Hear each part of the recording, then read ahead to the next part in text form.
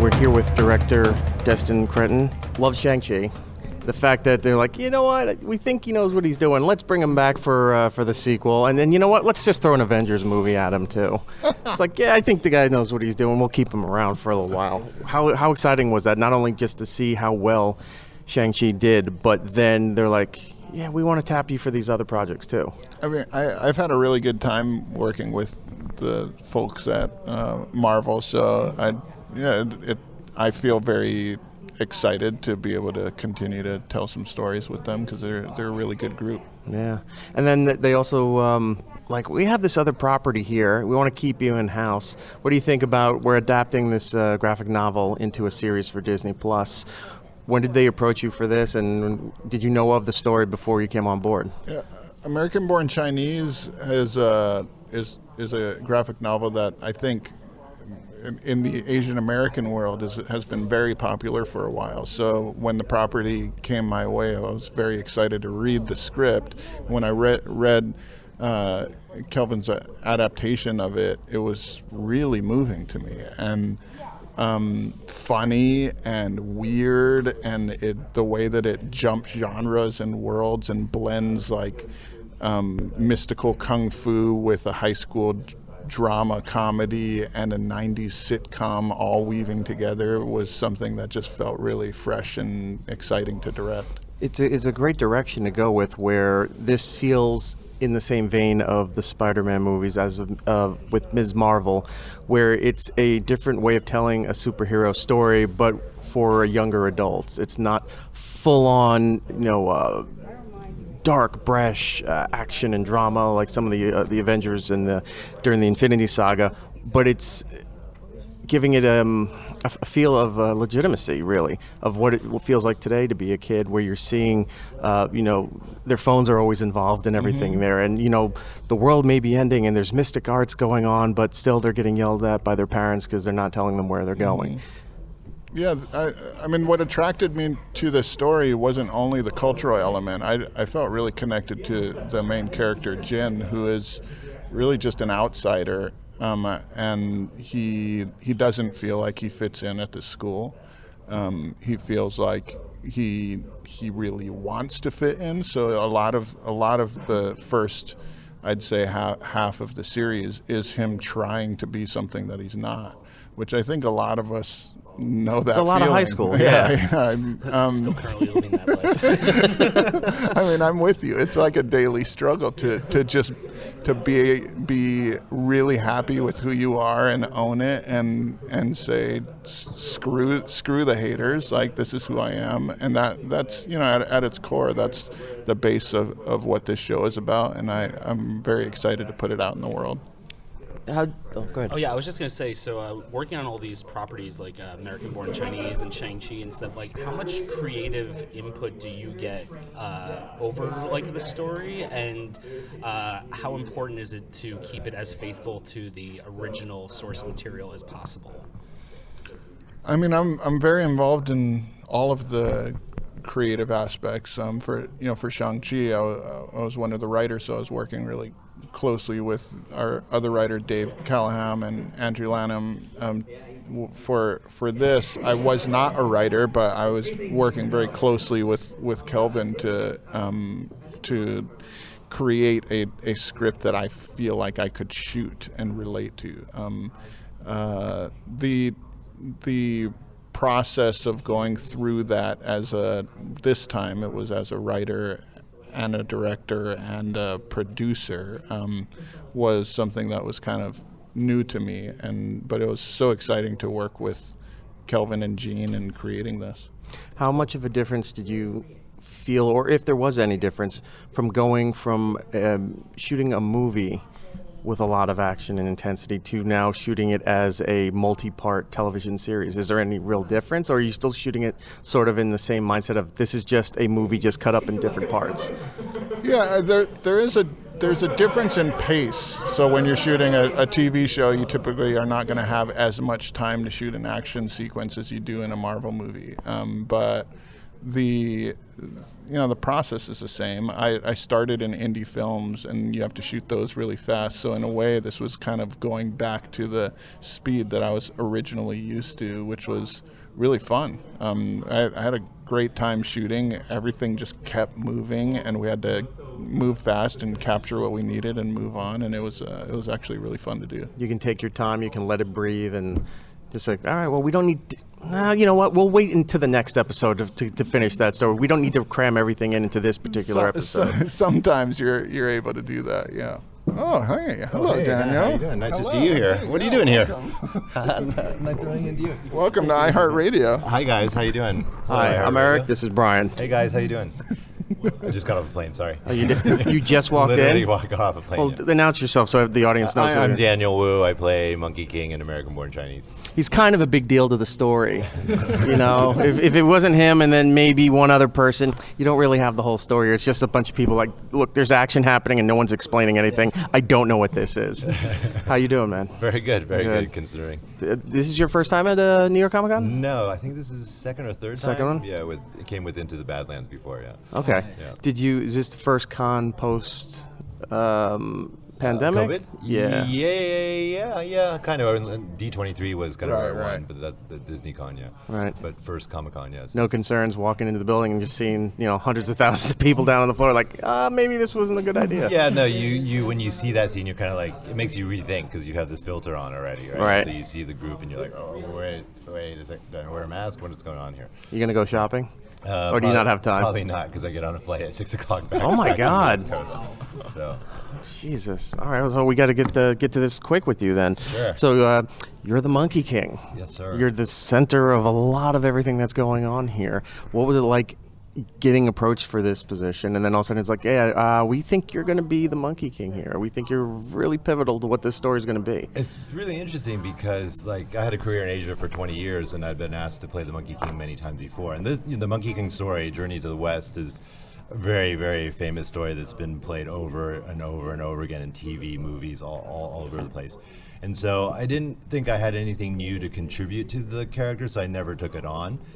But this one with American Born Chinese is kind of a different take with the Monkey King. We're seeing him at a different point in his life. We flash back to the younger Monkey King, the sort of what we know as the kind of rambunctious, rebellious Monkey King. But at the same time, we're also seeing an older, more mature Monkey King who's a father now, and he's seeing his son doing things that he used to do. And so Monkey Jr. Yeah, and so he's going, wait a second, I don't want this kid to go down the wrong path that I did. So he's a bit more stoic. But he's also more worldly and wary about what's going on. And so he doesn't really trust what his son is doing, even though he was that way when he was young. So it's kind of this internal conflict with him about allowing his son to be himself or trying to control that, So it's a very different take than what we're used to seeing of the Monkey King, who's this kind of rebellious, loud, crazy, younger Monkey King. This one's about 4,000 years older. It's almost like Doctor Who. It just keeps regenerating. Yeah. So this, like you said, this is a different take on this character here. What are your thoughts as far as this story for a lot of people is pretty new. Now they're hearing about it for the first time because it's becoming a Disney Plus show here. What's your take on it? The fact that now everybody's starting to recognize, like, oh, I didn't know about this, and they're not just discovering it. Right. That's what I thought was exciting about it, because to be able to have Monkey King on Disney Plus and share this sort of cultural legacy with Western audiences, I think is like the bigger picture of why I really wanted to do it. Because it's about, in this day and age now, about sharing our cultures, right? And getting a better understanding of each other. And so Monkey King is so seminal to almost every Asian kid, not just Chinese culture, but Japanese, Korean, Thai, whatever. They all know about the Monkey King since a little kid. I mean, this is like Robin Hood for Western kids, right? Yeah. And so it's so ingrained in Asian culture that I thought it was important for us to share it with the Western audiences. You guys are doing great work with this. I mean, Shang-Chi opened up a lot of doors and brought a lot of attention to this, so that something like American-born Chinese could get the attention, and with the same company that knows it and understands the property, and go, yeah, let's give this thing a try too. So, I mean, you guys are doing fantastic work, and you got a couple more movies coming out. We'll get to that when those come around, but American-born Chinese, get Disney Plus. They've got a lot of other good stuff to watch until this comes out. So, Daniel, Destin, thank you very much for your time, and enjoy the rest of New York Comic Con. Thanks for having us. Thank you. Thank you. Continuing on here with American-born Chinese for Disney Plus at New York Comic Con. Let's go around the room, say hi to everybody here. Hi, I'm Kelvin Yu. I'm the showrunner. Hi, I'm Ben. I'm one of the actors. And I'm Gene Yang. I created the graphic novel that the show's You certainly did, sir. This is what's it feel like to see not only your work when it was published and going out to millions and millions of young adults and loving it, and then all of a sudden Disney coming around is like, I think we can do something with this. Yeah, it's really weird. I have to say, it's very, very surreal to see drawings that I did, almost 20 years ago come to life on a set. What's weirder, that happening or one of the main stars of the show holding the mic for you so you can talk? This is one of my drawings. I want that poster. I want that print. So this is fantastic. So the show we tried to figure out, but the nice people at Disney are keeping a rather tight lip. And we know 2023 it's coming out on Disney Plus here. Looking forward to it. The trailer that came out looks amazing. The Monkey King story we found out is a story that's constantly been repurposed through time. This is a different take on it, and it's almost it's a weird thing like that story that our culture doesn't know, so it's really interesting for us to learn about it, and that's what's really cool and really exciting. It's just new mythology for us, and I think that's really cool. How does it feel to show that to audiences that have never really seen that before? The Monkey King, like you say, he's a really, really big deal in Asia. His story was first written down about 500 years ago in a novel called Journey to the West, where in China, Journey to the West is kind of seen as the way we see the works of Shakespeare. It's sort of a foundational text for Chinese culture. And I think one of the reasons why it's resonated for so many centuries is that it hits on all of these very universal themes that every human can kind of grapple with, like redemption and what does it mean to live a good life. And we're hoping that we can overlap with some of that with our show as well. Yeah, and adapting it to a high school setting is something, Western culture has done a million times since the 50s. There's always some weird kind of high school thing where it's Spider-Man. Different, yet it's exactly the same. And with the Monkey King adaptation, it's a father trying to keep his kid in line, not to make the mistakes that I did, and just in a really mystical superhero kind of fashion. That's right. So a lot of that father-son dynamic, there's some of that in the book, but I do feel like Kelvin really, really fleshed that out. Gene started the engine by creating a work of art where you're constantly jumping worlds. So you're in a regular kind of everyday kitchen sink, high school American setting, and then you're suddenly in Chinese heaven with the Monkey King and Guanyin, the goddess of compassion, and then you're in this kind of surreal. In the book, it's the character has a racial slur for a name, which we had to sort of massage into a TV show setting. But what was so special about that, reading it years ago, was that that's how it feels to be American-born Chinese. That's how it feels to be American-born. A lot of things is every 2 hours you're talking to your mom and eating, Chinese food or Persian food, or and then you're with your friends listening to hip hop, and then and so it's this kind of frenetic, fractured existence, and it's hard on a young guy. So, but who's still holding the microphone? Still holding the microphone. That's his role. Yeah. I appreciate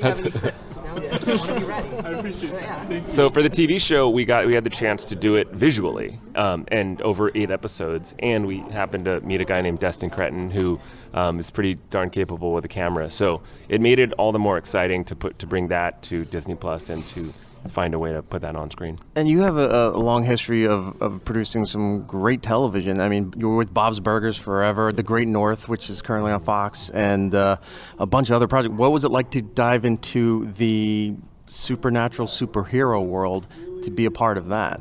Yeah, I think what we ended up having was a really great squad because Destin came in with a lot of experience with people like Michelle, and we have the stunt coordinator from Shang-Chi and the costume designer, all these Marvel talents. I was coming from half-hour comedy TV, so I worked on Bob's Burgers, I worked on Master of None, and so I was able to create episodes that fit into a 30-minute TV-shaped You knew the hole. format, I knew yeah. the format. And Destin, the one area that was a big blind spot for me is how do we have somebody crash through a ceiling, kick someone in the face, and make that believable? And it wasn't totally clear if those two things could work together. If, like, Shang-Chi and Bob's Burgers made sense in the same box. I You just actually- have Shang-Chi with H. John Benjamin's voice. That's all you need to do. And then it's like, there's the merger.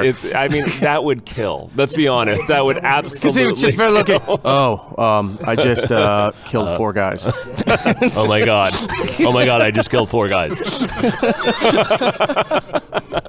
And he's talking in that weird voice. And then, I don't know what you did, Bob. I don't know what I did either, but they're all dead. You did great, Bob. And it's how great is this too that you can now tell the story without having to like, all right, we got to stop it for the break here, and then kind of reset it coming after the commercial break. Right. You can just go, we're going the full 27 minutes. Yeah, that's true. You are the structure of a broadcast show with 3 commercial breaks actually helps, I think, in the writing. But it was very liberating to not have that. It's like, we don't have to pause here. We don't have to reset. Keep Yeah, going. just Just keep let going. it flow. Yeah, it's new ways of storytelling. Oh, we're running out of time, so we're going to have to finish up with Ben here. He's going to hold the mic for you this time. Ben Wang, who's, you're one of the centerpieces of this whole show here. What's it feel like to come to the forefront of this major property that's getting launched by Disney? It's terrifying. Yeah. It's awesome. It's like, it's like getting strapped to a jet. Yeah. You just sort of hold on and hope you don't fall off. By this time next year, you're going to see people dressed as you. You're going to see God. your face on Like, shirts. also, like, just You'll have a shirt. You'll see a Funko Pop down there at the thing. That'll be you. Yeah, half the people in New York are already dressed. I have a fat head already in my bedroom. It's like, well, we have this. I mean, Jimmy and I have this joke where it's like they're gonna make like the Jimmy toy, and it's gonna come with like accessories and Yeah. straps and weapons, and then they're gonna make the Jin toy. That's just gonna be like Shorts. You can change his shorts. Different backpacks. Yeah. Yeah. This is the regular one. This is the Chase figure. Look, his backpack's blue. Yeah. So this is very exciting. Has anything changed for you so far? No, nothing. It's Nothing. It's all the same. Yeah, I mean, yeah, right. I feel like the crazy stuff hasn't really. This is like Comic-Con's like. You just craziest- wait. one of the You craziest just things that's wait. happened. Go subscribe to Disney Plus. They've got plenty of other content that can keep you satisfied until this thing comes out here. Gentlemen, thank you very much, and I look forward to not only seeing the show next year, but if you're around next time, we'd love to talk to you about after the season 1's out there and see the reaction and everything else going on, and hoping a season 2. So, Sounds great. thanks, guys. Thank you, guys.